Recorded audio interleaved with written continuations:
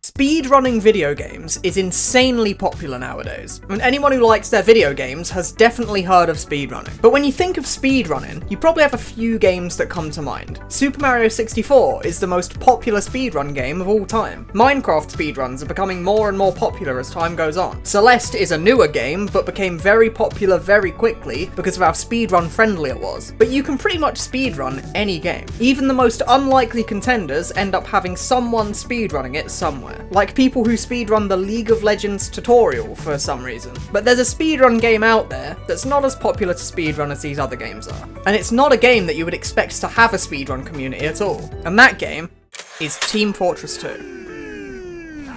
So you might be sat there thinking, Team Fortress 2 is that class-based shooter game, right? The game with the funny sandwich man that says Putis? Well yeah, that is the game. But while TF2 has this, it also has this.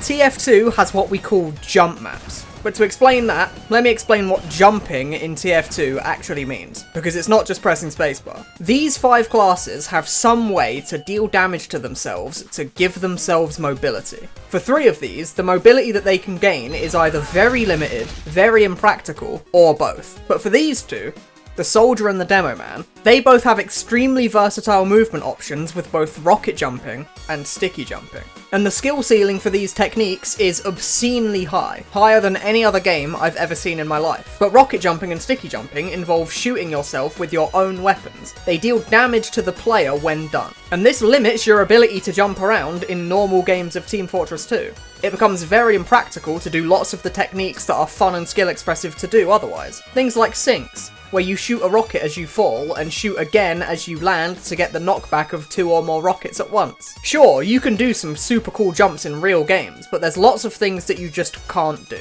The maps aren't big enough, and the health pool of these classes isn't big enough either. But people wanted more of these movement techniques, because people knew that there was so much potential in what you could do with them. So instead of relying on Valve's level designers, people started making their own levels. Jump maps. Jump maps are designed specifically for these movement mechanics to flourish. Huge spaces for the Demo Man to go fast through. Levels for Soldier to do crazy mechanics that are just too impractical to ever be used in PvP servers. And as you can imagine, when you have levels with a beginning and an end, and a skill-based movement system that needs to be used to complete this level, this makes people want to start speedrunning. And speedrun they do. People dedicate tens of thousands of hours to being the best of the best at jumping in Team Fortress 2. And the more time goes on, the more crazy the strats get, and the better people get at executing these strats. But if all of this is as good as I'm making it out to be, why isn't it more popular? Why is TF2 Jump not more popular as a speedrun game? Why is it relegated to being a niche community server thing? And most importantly, what needs to change to fix that? Well, let's just get the obvious reason out of the way first. TF2 jump maps can be tons of fun, but there is a very, very obvious barrier to entry that has nothing to do with your skill level. And that is the simple fact that it's not actually an officially supported game mode in Team Fortress 2. TF2 is a class-based shooter. All of the official game modes are about shooting at people while they shoot back, because that's what the game was designed for. The fact that the movement system is this expressive is basically an accident. Rocket jumping and sticky jumping are in the game on purpose, sure, but the depth and complexity of the mechanics has gone far beyond what Valve ever expected of it. The game was designed for combat, and jumping in a jump map has nothing to do with combat. There's no shooting at enemies over here, so there's a ton of resistance to a new player getting into jumping, because it's not in the Valve-ordained queue system of casual and competitive. It's only in the server browser. The server browser that, by the way, hasn't been updated since 2007. If you're a new player, you don't know jump maps even exist, and when someone inevitably tells you about them, and they tell you to go practice on a jump map, only then will you even know to go looking for them. Momentum Mod, when it releases, will hopefully be a solution to this. It's a game that will take all of the community-driven source movement game modes and put them under one roof, which means that there will be a standalone game that will have officially supported jump maps and jump tutorials for new players to learn from, as well as other things like surf and b-hop and stuff. It being its own standalone thing makes it more likely to gain new players, it feels more official and it's easier to get into. But Momentum mod is still in its beta. It's an unfinished game and it won't release for a while. So as it stands right now, you have to find a community server for yourself and hope it's on a map that's good. But even if a new player does find themselves on a jump server, there's still another problem for them. Team Fortress 2 owes a lot of its success to its character design. These 9 classes are geniusly designed. Well, 8 of them are. The roster definitely has a problem child, but that's a story for another video. But all of the 9 classes have one thing in common. They're easy to learn, but they're hard to master. The skill floor is very low. Anyone can boot up TF2, play Pyro or Soldier or Heavy and get some kills and feel like they're able to participate just like everybody else. But if they spend a ton of time in game, the skill ceiling is nearly endless. The list of crazy things possible in this game is basically endless. And even the most one-dimensional character in the game, like the Heavy, still has a very noticeable difference between a good player and a bad player. But TF2's movement system does not have this clever design involved. The skill ceiling is incredibly high. The skill cap is basically infinite, and even now, people are not hitting the cap of what's possible. But the skill floor is still very high. If you installed the game 15 minutes ago, you can go and play Heavy and have a fun time. But you will take a very long time to figure out how to even do the easiest of jump maps. Maps like Jump Nova and Jump Rush, they are the easiest maps in the game for both of the classes, but a new player won't be able to beat these maps for a good 10 hours, if not more, because the skill of rocket jumping and sticky jumping, even in its most basic form, is still too difficult without a bunch of practice. And this makes the adoption of new players very slow. Only people who are willing to grind with little progress for long periods of time are able to actually get into jump maps. But these low tier maps make up just a small percentage of the maps out there, and just to experience the bottom of the barrel takes a ton of practice. The overwhelming majority of the maps that exist are way harder than Jump Rush, but a new player can't beat Jump Rush. And this is very bad for adopting new players. And without new players, the speedrun scene is unable to grow. Without a steady flow of new players, the community stagnates into the same familiar faces that have been around for years. These new players, for most games, would make up the audience for streamers and YouTubers and games done quick charity streams. But TF2 lacks this core ability to attract new players. Not because the movement isn't cool enough, but because it's too hard to get into. That skill floor is too high for the casual player. But let's say, hypothetically, you get past that barrier. Let's say you've been playing TF2 for years, and you're already able to beat these easy jump maps just from your experience in PvP TF2. There's still another pretty big turnoff that might get in the way of your enjoyment of jump, and that is there are no rocket jump tutorials that are actually baked into Team Fortress 2, which isn't surprising since jumping isn't a game mode that's directly supported by Valve. But there are tutorials out there on the internet for rocket jumping. Very many of them, actually. The problem, however, isn't that there's no rocket jump tutorials, it's that there's very, very few tutorials for rocket jumping that are actually framed in the context of a jump map. The jumping discussed in a lot of these tutorials is very heavily centered around jumping's usefulness in normal 12v12 or even 6v6 games, which makes sense because that's most players. Most players want to play PvP. So all of these tutorials talk about very simple yet very applicable jumping techniques.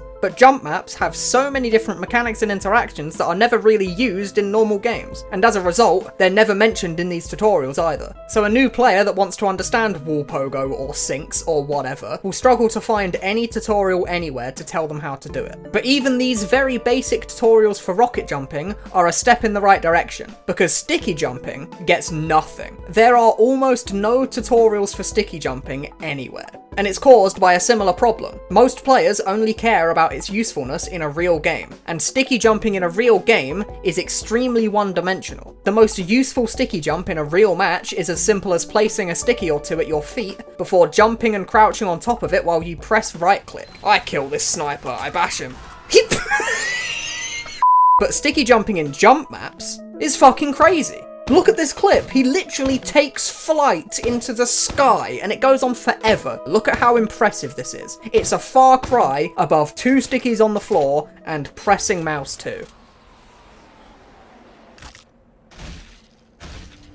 And there is almost no tutorial out there that even tries to teach you any of this. You have to learn just by trying it for yourself, or asking better players than yourself directly for tips when you encounter them in a jump server. There's the occasional tutorial out there like this one made by Scoob, and this does an okay job of explaining the beginner stuff like pogo and two-prees, but the complicated stuff is explained assuming that you already have an intrinsic understanding of certain mechanics, which if you're watching a YouTube tutorial, you obviously don't have. And this lack of tutorialization is yet another hurdle that prevents new faces from getting into the community and growing it to be as big as it deserves to be. There are good places to learn. There are a set of servers called Jump Academy, and the entire purpose of these servers is for new players to have an easier set of maps to try out. And there's a group of experienced players dedicated to helping them learn the ropes in these servers. So before you go to the speedrun servers to try and get good times, you have a server that doesn't pressure you to go fast, and it just lets you figure out what's going on for a little while. But this again suffers from being buried on third-party websites and community servers. Now, in a perfect world, there would be deep tutorialization that was baked into Team Fortress 2's client for this sort of thing to work. At least the basic stuff would be explained,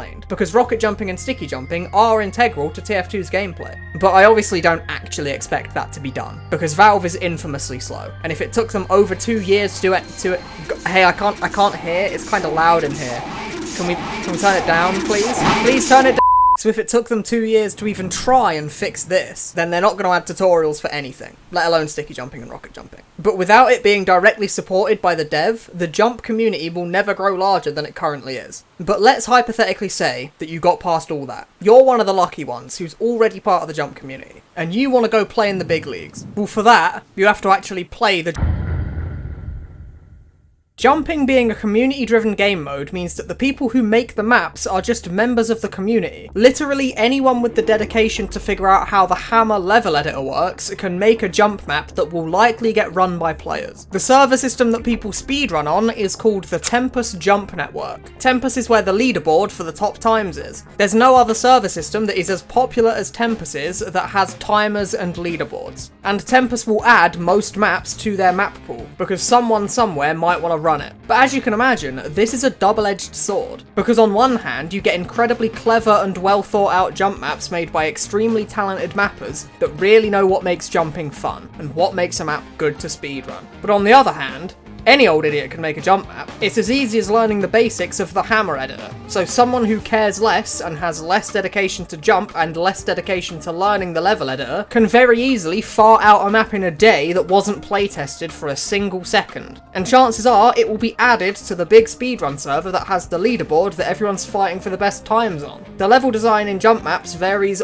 wildly, simply because it is a community managed game mode and not an officially managed mode by a game developer that has some level of expertise or qualification in level design. Now don't get me wrong, the base game of TF2 has some really shit maps, but these maps are bad because they're old, and the way the game is played today is very different from how the devs at the time thought the game would be played. In fact, 2 Fort and Dust Bowl in particular were literally designed for a different game. These maps were designed for Team Fortress Classic all the way back in 1998, but porting them to TF2 turned out to not work out so well. They don't gel with the gameplay that TF2 fosters. But after gaining a better understanding of the game and how it's played, map design became far better. But jump maps unfortunately do not have this, because for every mapper that develops their understanding of jump over time and uses that knowledge to get better at making maps, there's another dozen mappers or so that either don't understand jump very well, don't put effort into making their maps, or actually make maps to be bad on purpose because they think it's funny. I would like to take you on a tour of 3 maps that I think perfectly encapsulate everything wrong with map design in the jumping community. Starting off with a little map called Jump Mute God.